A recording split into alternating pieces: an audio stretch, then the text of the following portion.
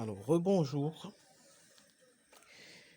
Dans cet exercice, je vous propose de déterminer la loi de l'induction électromagnétique de Lenz-Faraday ainsi que la première équation de Maxwell à partir bien sûr des expressions de Georges de Lorentz en fonction du potentiel électrique ainsi que le flux magnétique dans le vide.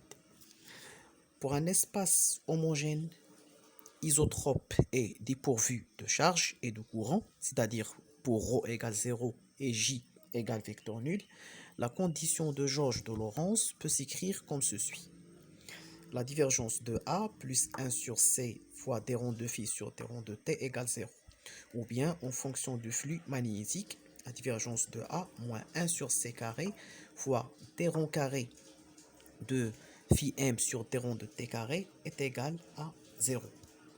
En comparant ces deux équations, on constate l'égalité des deux seconds membres, c'est-à-dire 1 sur c carré fois d rond de carré de phi m sur d rond de t carré pour le flux magnétique égale moins 1 sur c fois d rond de phi sur d rond de t.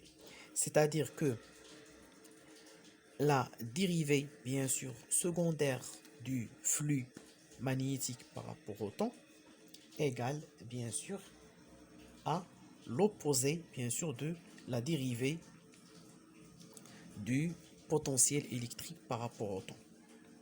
Donc, ce qui nous permet de déduire que le flux magnétique, lorsqu'il varie, donc, il engendre une force électromotrice. Donc, phi égale moins 1 sur C fois d de phi m sur d de t. C'est la loi de Lenz-Faraday. Le signe, bien sûr, moins, désigne que l'effet qui est bien sûr la force électromotrice donc s'oppose à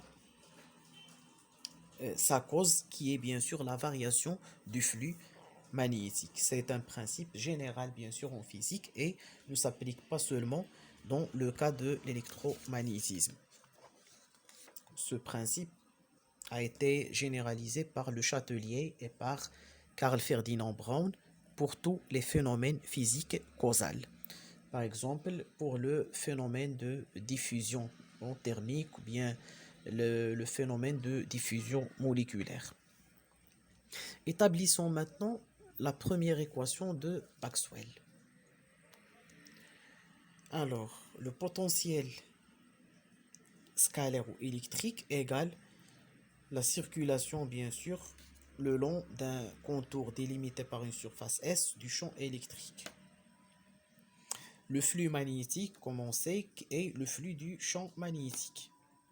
C'est-à-dire la circulation du champ électrique égale la dérivée, bien sûr, égale l'opposé de 1 sur C fois la dérivée du flux magnétique par rapport au temps.